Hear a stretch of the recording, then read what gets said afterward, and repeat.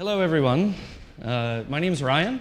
I'm an Android Google developer expert. I do a lot of graphic stuff, so the last presentation was a lot of fun for me. That's not what I'm going to be talking about today, though. I'm going to be talking about eliminating boilerplate not on Android, but on Java. So Android by extension. So who here has written any boilerplate code in Java? OK, yeah, so pretty good experience in the group. So we all know that Java has boilerplate, right? Some might argue that Java is boilerplate. And we can't really argue with that. That's a fair assumption. So to just get an example of this, here's a pretty simple model class, right? This is a user. We have a username, first name, last name, and age. Pretty simple. I didn't even put any constructors in this, no setters. We just have getters. We'll call this immutable. But overall, this is a pretty simple class. It takes a fair bit of code. If you want to make it more useful, it takes even more. But so we have 4 properties in here. So one thing that you might want to do is use the builder pattern, right? Instead of having a bunch of overloaded constructors that have all sorts of properties, builders can make this easy. So what happens when you want to write a builder? Well, here's our builder class. Here's the beginning of our builder class. So you can see we're repeating all of these properties. We have a constructor. We have some setters for usernames. And then as we move on, we have even more setters. We have the build method, all of that, right? It should be pretty easy to understand what's needed for this based on that model class, right? If you write a builder, nothing really needs to change from one builder to another, aside from the properties of your model class. So why doesn't Java do that for us? Well, it can. You have to do a little work up front, though. And so to introduce that, we're going to be talking about annotation processing and code generation. All right? So these two things put together will allow us to eliminate boilerplate code in our apps. So to get started, let's talk about annotation processing. So what is annotation processing? Well, it's part of Java C, which is the Java compiler. Annotation processing is run as part of the compilation step, and it reads your annotated source code. Okay, so you can put, if you've ever seen the @ symbol, in front of modifiers on methods or classes or parameters, anything like that, that's an annotation. So you annotate your source code, and the annotation processor will read that.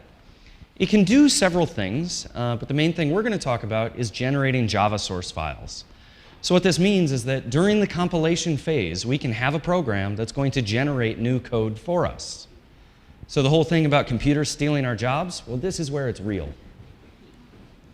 So what are some of the benefits of that? There's, of course, the obvious, we don't want to have to write all this boilerplate code. With code generators and annotation processors, we only have to write the code generator once. So you might have a complex generator that's doing a lot of work. But even if it takes you a week to write, you only have to do that once. If you have 100 model classes, you don't have to do it again for all 100 of them. The other thing is that you can trust the generated code. Every time it gets generated, it's going to be generated the same way. It's being done by the compiler. So as long as you test it, and make sure you test it, then you can trust that every way it's going to be generated the same way and that it's going to work. You don't have to write tests for your generated code. So let's go into a little bit of what makes up an annotation processor. Well, we wouldn't have an annotation processor without annotations, right? It would just be a processor. Likewise, it would just be an annotation if we didn't have a processor. So those are two things that kind of go hand in hand to make an annotation processor. The annotation portion of it, there are plenty of built-in annotations in Java already. So I'm sure everybody here has seen override. I'm sure nobody here knows why we write override. I don't. Just to be clear, there's not any new knowledge there. But that's an annotation that's built into Java, and we can use that. We can process the override annotation all we want. We can add our own annotations, which we'll get into in a minute. And there's also a bunch of JSRs out there for like the inject annotation and things like that. which are already predefined, and you can use however you want. The processor, we're going to be writing ourselves. That is sort of the heart of this whole process, and that defines how you want to do the work. Then we have the annotation processing tool. And this is a piece that a lot of people don't quite know about or understand. But this is the piece inside Java-C that does the actual work. All right, so Java-C sort of delegates to the annotation processing tool to do the actual annotation processing. And this gets important for a few reasons that we'll talk about in a little bit. The last thing we need if we're going to be annotating and processing our annotated code is the annotated code, right? So you need a source set, your class or your Java source files that you have annotated in some way. So to start out, let's take a look at the annotations. So in our case, we're trying to make a builder, right? We're going to make a code-generating annotation processor that generates that builder we looked at before. So in order to do that, we need an annotation. There isn't really a good one built in, as far as I know, so we'll create our own. We're going to call it builder. And so the first thing you'll notice is that this is an interface, but we have the @ symbol in front of it. And so that's what tells the compiler that this is actually an annotation. From there, moving up, you see we have some annotations on our annotation. So these are annotated annotations that we're going to use in our annotation processor. So we have the retention annotation up there. And this basically tells the compiler how long it needs to keep these annotations around. In our case, we're using a source retention policy, which means that we need to keep these annotations on the Java source code, and that's it. Once Java-C compiles this into class files, the annotations will no longer be there, which is going to clean up our class files, and that's always good. So there's a couple other options there. So we have the source retention policy. There's also the class retention policy, which will keep your annotations in the class files, but they will not be retained at runtime. And then there's the runtime retention policy, which this is for anything that uses annotations for things like reflection at runtime. That will use the runtime retention policy. And one of the things that I should point out, as long as we're here, is the benefit of the code-generating annotation processor is this has no runtime component. Okay, so we're generating this code at compile time with Java-C. These retentions are not retained, or these annotations are not retained at runtime. There's no reflection, so you don't have to worry about that sort of thing. And then moving up the stack, we've got the target. And this tells us what this annotation can be applied to. Because if you've used annotations before, they're not freestanding elements, right? Annotations apply, they're sort of like metadata that you apply to elements in Java. In our case, we're going to apply this one to the type element. The type element is anything like classes, interfaces, all that sort of thing. So this annotation is going to be able to be applied to our classes and interfaces. Other options would be things like method, parameter, field, that type of thing. So now that we have our annotation, let's move on to the processor. To get started with our processor, we need to extend abstract processor. There's a processor interface which abstract processor implements, but abstract processor takes care of a bunch of initialization for us. I've honestly never actually seen an annotation processor that directly implements processor and doesn't just subclass abstract processor. So we'll start there. Another thing, and we'll get into why a little later, is that your annotation processor needs a public no-arg constructor. This has to do with the way that is initialized, which we'll talk about a little later on, but that's important. You can have other constructors as well if you want, but you do need a public no-arg constructor.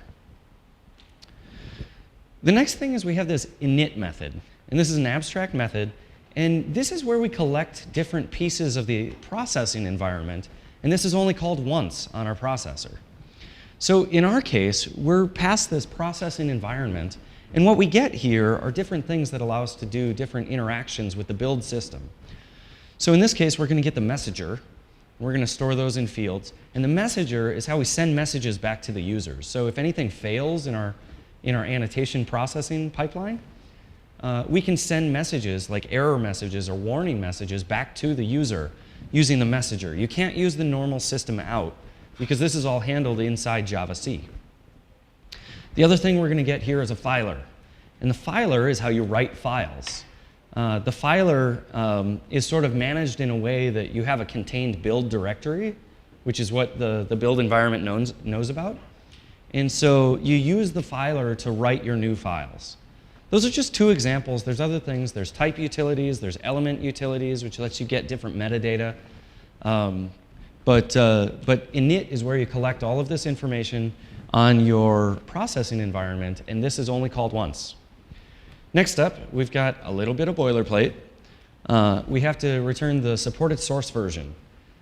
This is for compatibility reasons. This is sort of like the target version on Android. And again, the only thing I've ever seen returned here from a processor is source version.latest supported. Same thing you should be doing with your target versions. Always target the latest version of Android.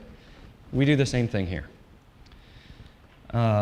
Another piece is the supported annotation types. Like I mentioned before, your annotation processor, it can support multiple annotations. It can support built-in annotations. It can support annotations that come from other dependencies, for instance, like inject, or it can support your own.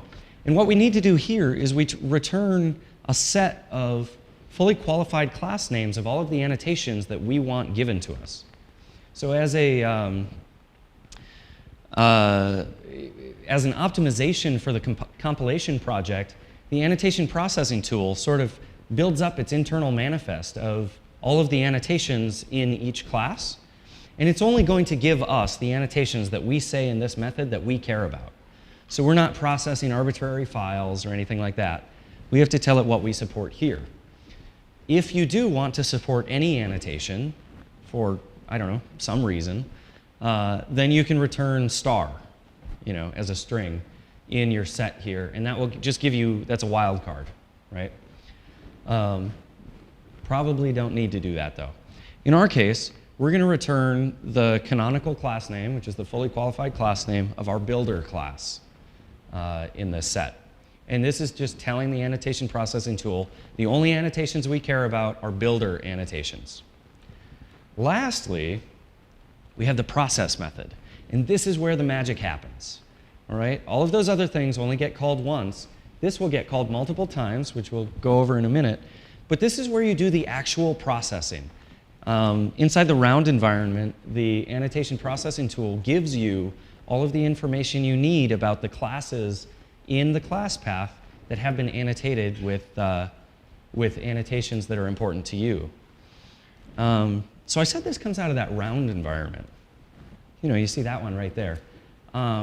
We had a processing environment before, but now we have this round environment. So that's a little interesting. So in order to understand what round environment is, you need to understand how the annotation processing tool works and what rounds are. So I've got some fancy little animations to help us understand that. So here we have Java source files on the left in these blue boxes, right?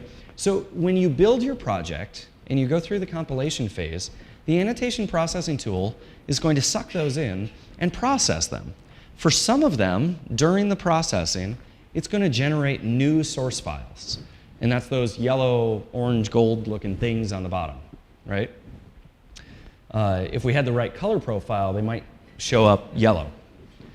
So anyway, that's round one. But now we've got all these new source files, and they haven't been processed yet, right? So now we go into round two of annotation processing. So you can see for round two, we go through, we process all of these new classes that didn't exist before. And in our case, we're not generating anything new here. So those go into the completed state. So that's what processing rounds means. And what this allows us to do is this means that your annotation processor, when it generates code, it can actually generate annotated source code. And then that processor or another one on your class path can actually process those annotations again, right? So this turns into this whole big complicated thing. And basically what happens is the annotation processing tool is just going to go through rounds until there's nothing left to process. All right? So the second to last thing we need to know about annotation processors is how they're discovered. All right? So the annotation processing tool uses the service loader, which is an API in Java 1.5, I think it was introduced. But basically what this allows us to do is have sort of a plug-in architecture. And this is why we need that noarg constructor on our processor. So you have a file in your jar in metainf services with the fully qualified name of some interface that you implement. In our case, it's processor. That's the annotation processing interface. Within that file, on a separate line, you just put the fully qualified name of all of your classes that implement that you want to be discovered. In our case, we only have one. We're going to call it a builder processor because we're processing these builder classes. If we had more than one, we would just put them all on separate lines. And this is how the annotation processing tool discovers what annotation processors are available. What this means is that in order to use an annotation processor, all we have to do is have it on the class path. There's no code you have to write. There's no command line arguments you need to add. Nothing like that. You just need to add it to your class path. But things get a little more complicated. So normally when you add dependencies to your project, you'll add compile dependencies, right? You add them to the compile configuration. We've all seen this, right?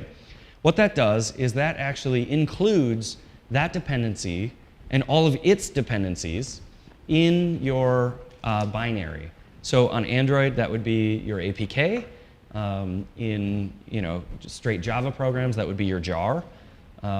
Or transient dependencies of your library, anything like that. We don't want that. This is a compile time only dependency. We don't need the processor at runtime. So we use the apt configuration for annotation processing tool. And what that means is that our processor and its dependencies are only included at compile time. So if you're considering using an annotation processor, something like auto value or parcelables, anything like that, and you go to like methodscount.com, you want to look at the method count so you don't go over the dex limit. As long as you put it in the right configuration, you don't need to worry about that. In my processors for auto value, I use Guava. And everyone's like, oh no, Guava. But it's only used at compile time, so who cares? It's not included in your app. If you accidentally include it in the compile configuration, it will work just fine, but all of that unnecessary baggage will be packaged within your app. So this apt configuration, this is not included in the Gradle Android plugin or Gradle by default. So you have to use an extra plugin for that. There's links at the bottom.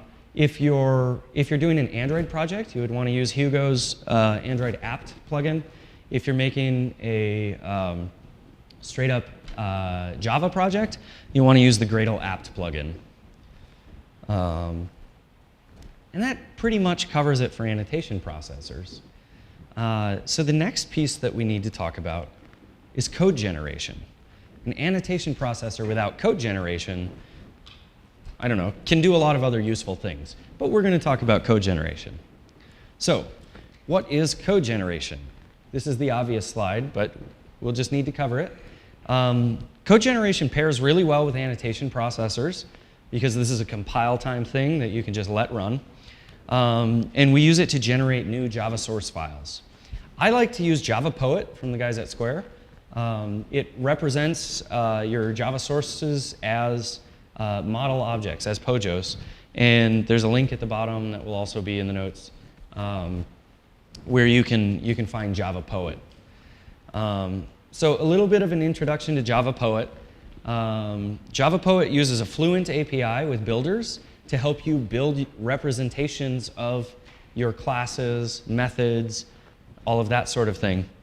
And it's based on specs. And if you think of a spec, just like when you're writing an app and your business department gives you a spec of what they need, right? It tells you how to build the app.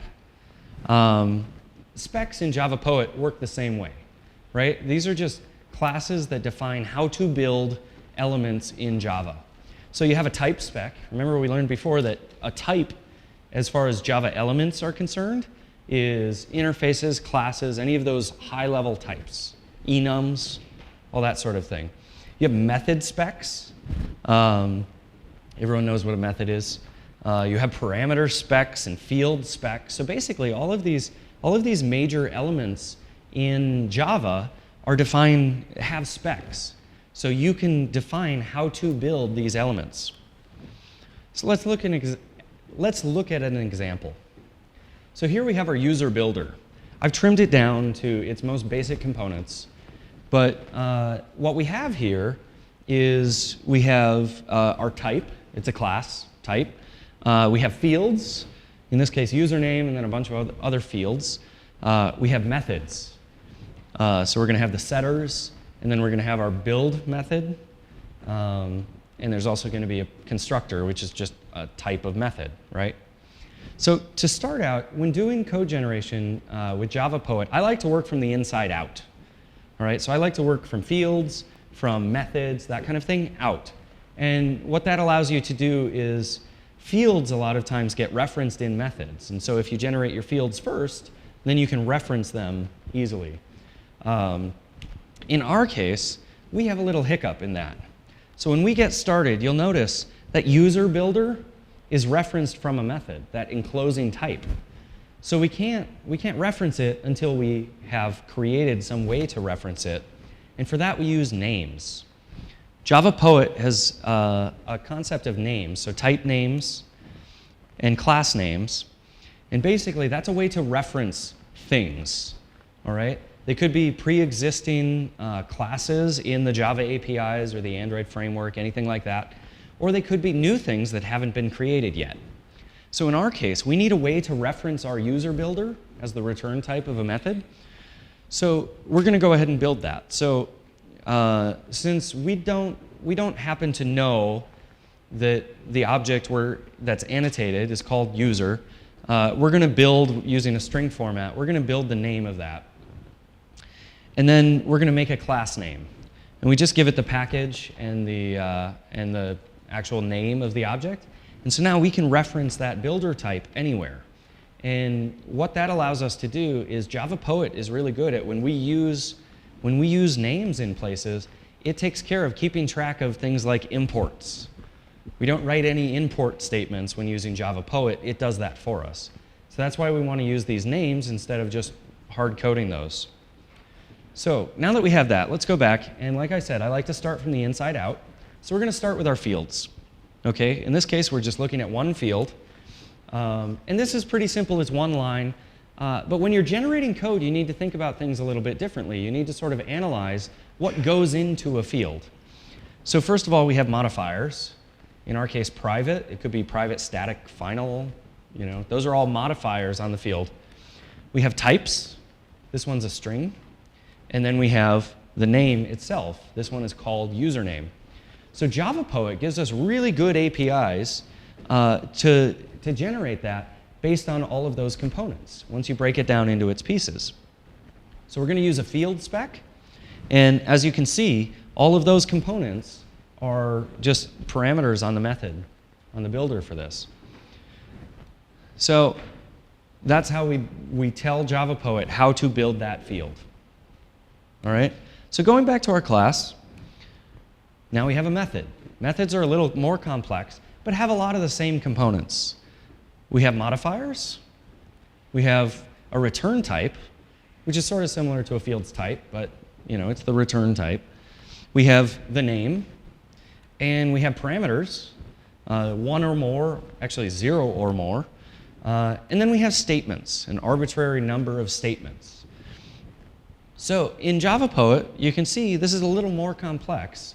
But when we break it down, what this gives us is we have our modifiers. We can add as many as we want of whatever type. We have the return type, and we're just working across the line the same way you would write this code. We have the name, pretty important component. We have our parameters, and because of this Fluent Builder API, you can just add more parameters, as many as you want. So that parameter is of type string, and it's called username. And then we have statements. And so these statements, again, we add as many as we want. And this is where we get into, I'm going to get rid of these colored boxes just so it's a bit clearer. But if you look at that first statement down there, you'll notice that $n. All right, so that's that is a formatting argument. And it's sort of a bit more specialized than string.format in Java. What that $n does is tell it to use the name of that username object. That username object that I'm referencing there, that is the field that we created on the previous slide. All right? So what this allows us to do is take care of these imports, right? If we used a class name or a type name of, for some other object like string, and we reference it here, Java Poet's smart enough to know these are the types that we're using.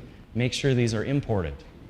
So there's a bunch of other placeholder arguments, and we'll see a few more of those coming up in a minute.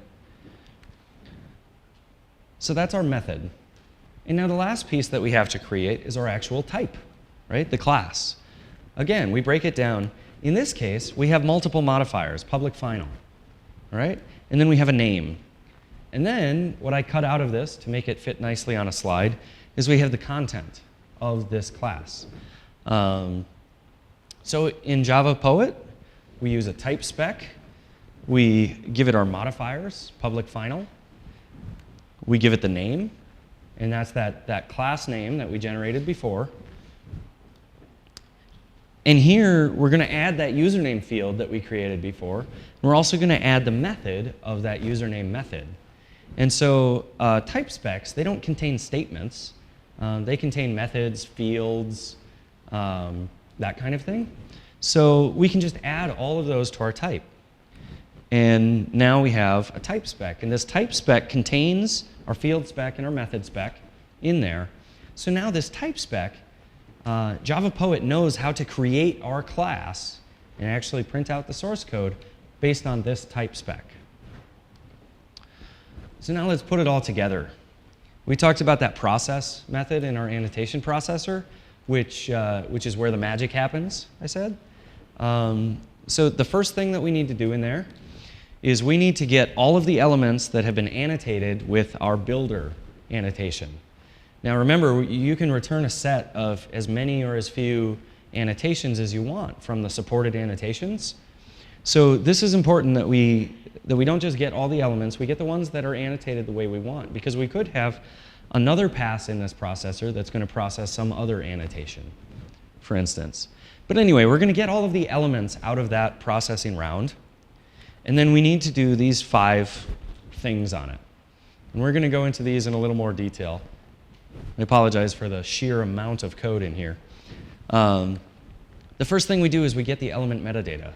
The element that we get out of this round environment, it has a lot of metadata. It has the class, it has the package, it has modifiers, it has all of that information about these classes that have been annotated.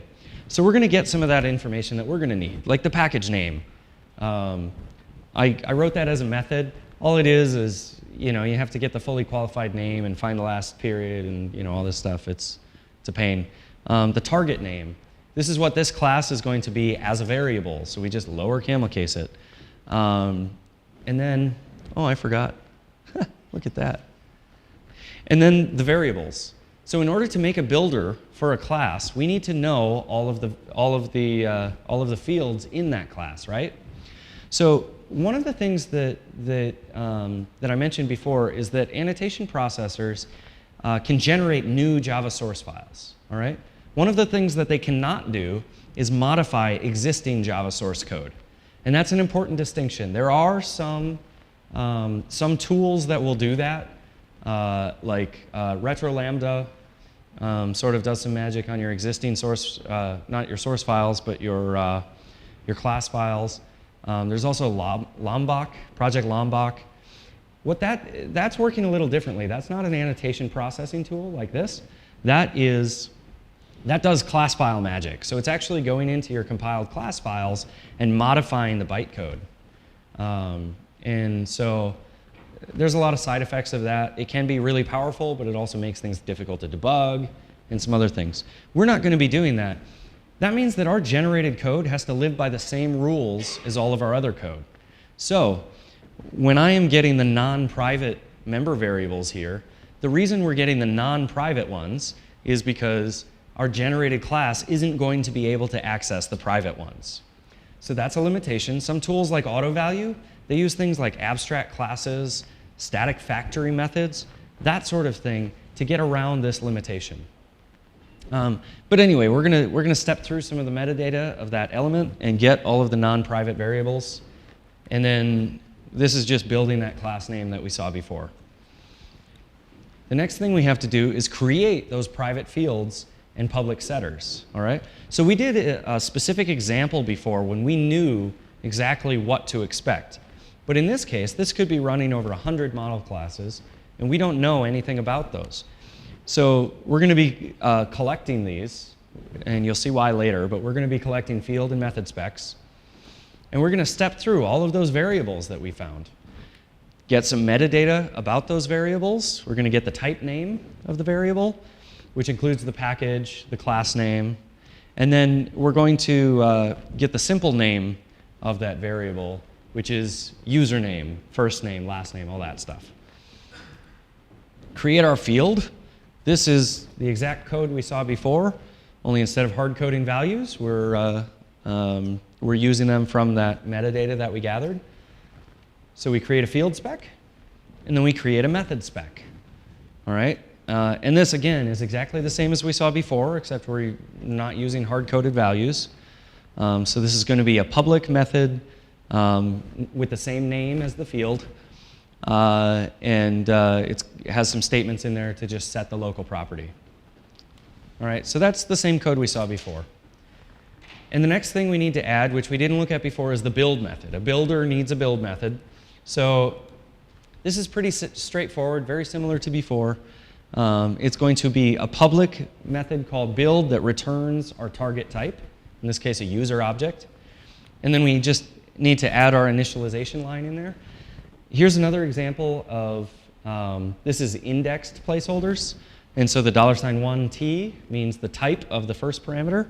$2n means the name of the second parameter, and so on. So we add that statement. This is going to end up being user equals new user. All right? And then we step through every one of those fields that we collected before, and we set the property in the new user object that we're creating. And then our build method is just going to return that user object, and that's it. So that's our build method. We have to create the builder type. Again, more of what we saw before. It's a public final class with our builder type name. We add all the fields, all the methods, and then that build method that we created before. And here's sort of the last piece, is we need to actually write this to a source file. And Java Poet has this Java file object where we give it a package name and a type spec, and it will know from there how to write it in the correct directory and all of that. And all we do is we pass it to, we tell it to write to that filer. Remember that filer we collected in the init state? And then you can see if there's any sort of error, if our disk is full, anything fails along the way, we use that messenger. Instead of something like system out, we use that messenger to print an error message. And this will fail the compilation with a nice, handy little error message telling the user exactly what went wrong. So that, to recap, is our annotation processor. And that's the whole thing. So now that we've written this once, right, we've written tests for it that make sure that the outputted source code is exactly what we expect, how do we use it? Well, once we add this processor to our annotation processing tools configuration in Gradle, we have our user object here, and I've trimmed it down a bit. All we do is we add the builder annotation to it. Okay? Now, you hit Command F9, build your project, and we have this user builder, which gives us this really nice, easy API to build our user objects. All of the code within that user builder was generated for us. We don't have to write tests for it. We can guarantee that it's been generated the same every time.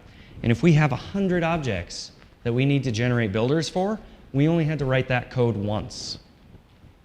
So that, in a nutshell, is annotation processing and code generation and how it can help you. There's a lot of good examples out there, like auto value for immutable value types, all of its extensions. There's parseler, there's some database layer tools that use annotation processes and generate code to deal with this. Other great tools like Butterknife. So if you want any, the things that I mentioned, Java Poet, the Gradle apt plugin, Android app plugin, there's links here. You can find them in the slides online. And if you also want to find me online, you can find me on Twitter at rharter, or my website is ryanharter.com. And with that, that's it for annotation processors. So does anybody have any questions? Yeah, so the question is how does the IDE know about these generated classes? It's a bit tricky, and it's a pain. But basically what you have to do is these generated classes end up in your build directory. And if you peruse through your build directory, you'll find, I think it's just build, and then there's a generated folder in there for all generated sources. So when you configure your module in the IDE, you just need to set that as a source set. In a lot of cases, that happens automatically. Android Studio is usually pretty good about picking up generated sources. Sometimes you'll have to kind of futz through and set that up on the module yourself. Yeah. Yeah, so the question is, if you're generating multiple classes, can you reference something, in generated code from another? Right? I understand? Yeah, so if we have our user, maybe we'll have a transaction object which will also be generated, but we'll reference that generated user code. That is something you can do. It gets a little tricky depending on the hierarchy, but there's nothing in the annotation processing pipeline that prevents you from doing that. The challenge there is when you get all of your annotated elements, you kind of need to build up your graph to figure out what's going to need to reference what, and make sure that you don't mess up the graph. So you're referencing something that you decide later isn't going to be generated, so now you're referencing dead code. So it gets a little tricky, but that's all, there's nothing in the framework that prevents you from doing that. Yeah, so the question is, does the order of processing rounds matter? Basically what happens is round one is going to be all of your source files, basically. And then round two is going to be anything generated from round one that needs to be processed. So basically what's going to happen is you have sort of a pool of things yet to be processed, and you empty it, you process stuff, and you might be putting more stuff in that pool. Once these are processed, they go into your completed pool, right? As long as that pool is not empty, then you have its second round. So you don't really have control over it aside from if you're generating annotated code, it will come back for round two. Okay, so the question is impact on build time and caching of that generated code. And that is a good question. I don't recall offhand as far as how well Gradle does with the caching for incremental builds. I'm not quite sure about that part. As far as build time, sort of the benefit here is that this is all run at compile time on your build server or your workstation. So it's not like it's run on your mobile device. So you sort of have the benefit there. And this is sort of this is unrehearsed answer, so I could be totally wrong. But this is sort of the benefit of Dagger 1 versus Dagger 2, is that Dagger 2 generates its code, whereas Dagger 1 does less so. How do you test this? Very good question. So some resources that if I remember, will add to the slides for when I post them online. Google has a really great library called compile testing. And it's github.com/google/compile-testing. And basically what this allows you to do is it has its own Java compilation pipeline. So you can say with these sources, and you define your Java sources, which you just write as a, with a string in Java, and you can say processed with, and give it an instance of your annotation processor, and then you can actually assert on that it compiles without errors, or that it compiles with an error with this message, or that it compiles with warnings. And not only that, but you can say that it compiles without errors and generates this source code file. So basically what that means is you write a sample code, maybe this user object, and you annotate it with the builder annotation. You give it to compile testing, say process it with my builder processor, and then you're checking the output to make sure it generates the source code that you expect. All right, so it's pretty straightforward to test, and that makes things pretty easy. For a good example of that, if you go on, I'm also Harter on GitHub, and I've done some extensions for auto value that do parcelable, JSON, Moshi support, that kind of thing, and those are all very well tested. So you can go out to my GitHub and see examples of processors and tests there. Okay, yeah, so the question is, the example we used before was Lombok, Project Lombok, which does class file magic to inject bytecode into your class files. So the question is, why is that hard to debug, and what are some good alternatives? And as far as the debugging thing, it makes it hard to step through things in the debugger because there is no source code for it, right? So you're trying to step through the debugger, and the Java compiler might say this is line 110 in this class, but there's nothing relevant that exists there because this has been injected directly into your class files. So you can't step through code at any point during this. With code generation, even though this is generated code and it's in your build directory as opposed to your source directory, if you hit a breakpoint and you step into this, there's actual code behind there that you can use and that you can see. So that's the answer to the first part of your question. The second part is alternatives. Let's chat outside. It all depends on what you want to do, what you want out of Lombok. Because I've had some contributions and have been working with auto value a lot. If you want immutable value types or data types, auto value is a great example of a code generating annotation processor that doesn't make a lot of assumptions and sort of replaces that. But we can talk some more out in the hall. So thank you, everyone. I really enjoyed speaking with you, and we'll see you around the conference.